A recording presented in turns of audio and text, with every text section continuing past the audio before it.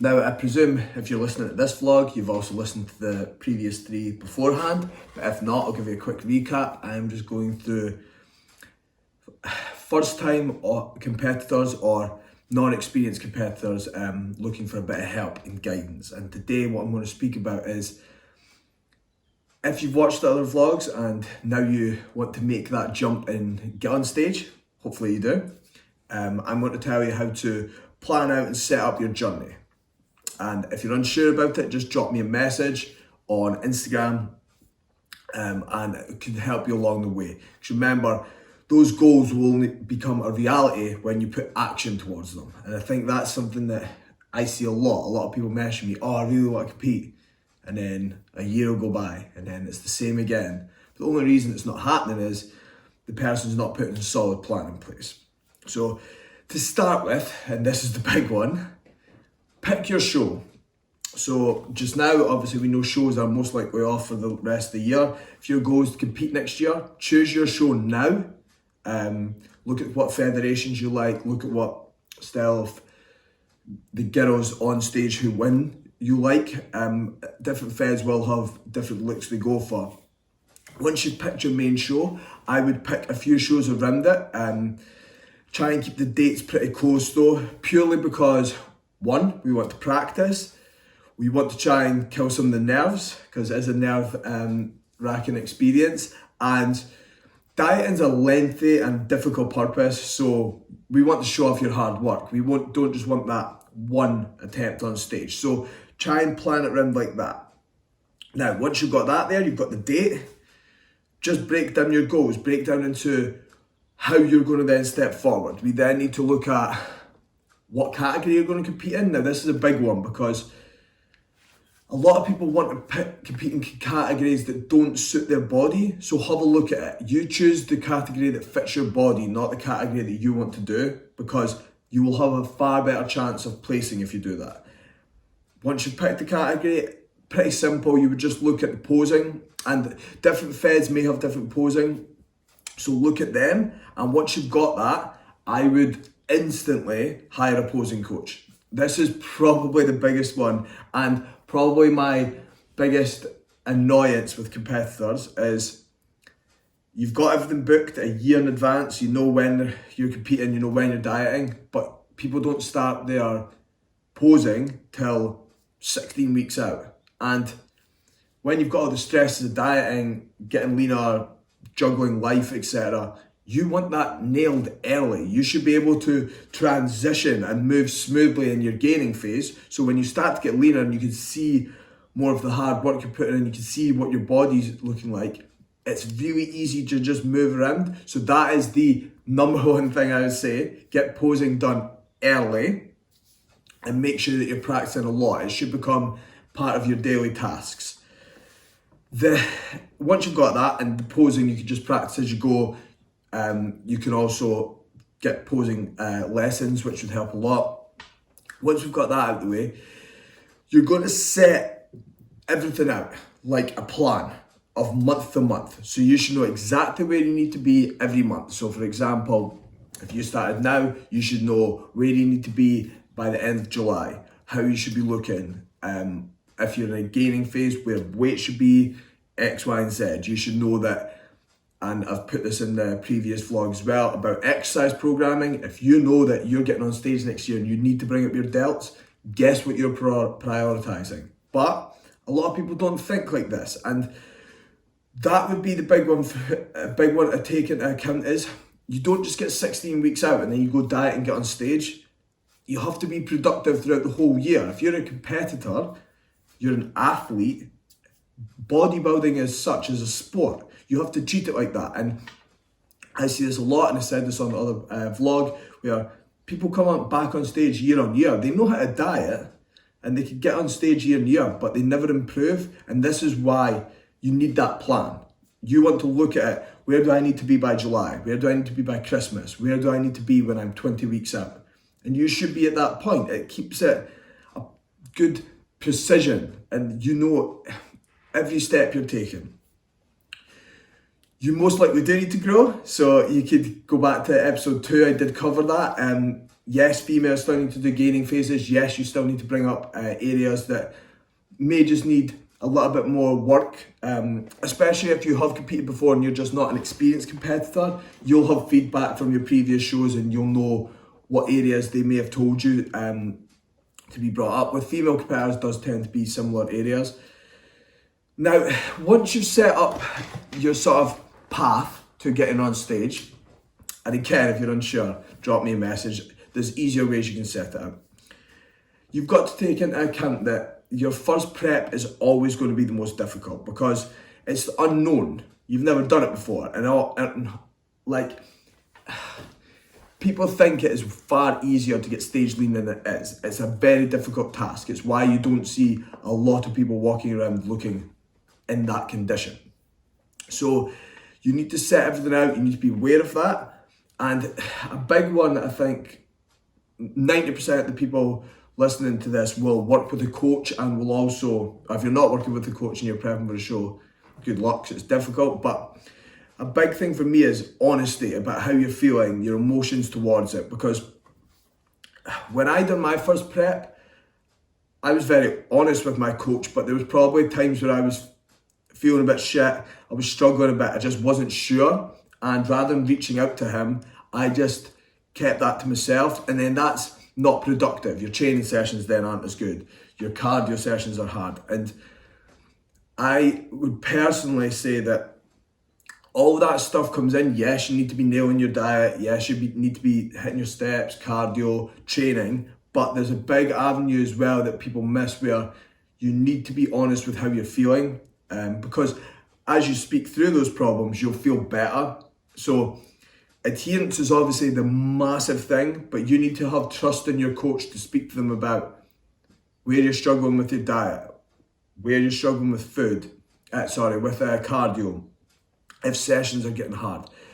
If your coach doesn't know these things, like if I don't know these things, then I just presume they're going okay. And one of the things I personally do very well as a coach is all my clients can speak to me about anything. And during prep, you see this, where people go into prep, they maybe speak to you twice a week beforehand. They speak to you daily. And you need to have that ability to do that. You need to be able to be honest with how you're feeling towards it, because there will be days that are a real struggle.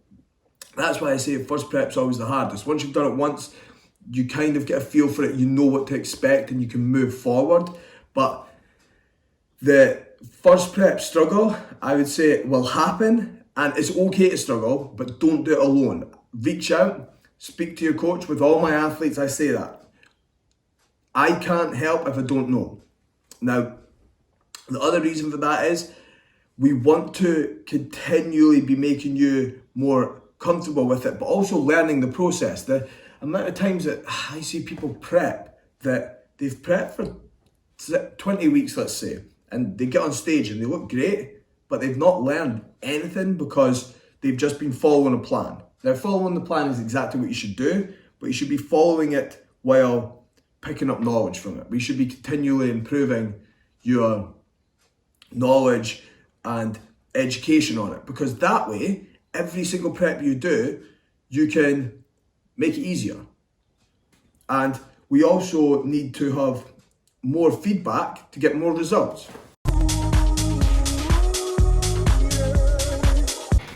I'll go through the other aspect of competing, the boring part that no one ever wants to cover, but we'll go through it. So, how much prep costs?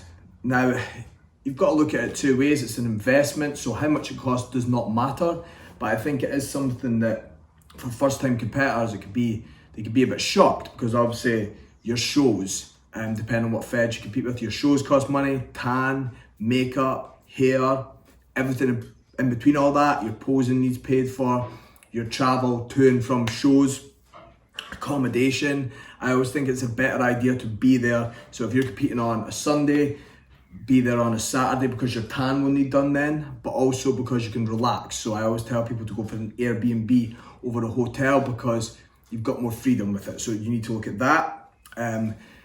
For us guys, it's easy. A pair of shorts is 50 to 80 quid. Bikinis are very expensive. And if you're stepping on stage and you're accomplishing something that you've always wanted to do, it's important to have a bikini that you're really happy with. So you will need to look for that, and they can be expensive, but expensive ones look better. So you need to look at that. There are some secondhand ones you can get, by the way, but you don't want to be looking at all this stuff in the deep stages of prep when you're pretty tired, a bit grumpy, and you want to focus all your energy on doing what you need to. So all these things need to be accounted for, and I think when you plan out at the start, you also plan out how you're going to look at all these things. You want them done early though. I would always get clients to do that, especially with bikinis and stuff. You can still get them taken in as you diet down, so you would choose that early on. With the travel and Airbnbs and stuff, you would just book that as you book your shows, because then you've got that there. Also, that driving force, booking something will drive you more to actually achieve it. So all these things you need to take into consideration. The other big question, this is the one I got asked the most when I asked around sort of for people to give me feedback, and it's, am I ready to get on stage? Or are you ready to get on stage?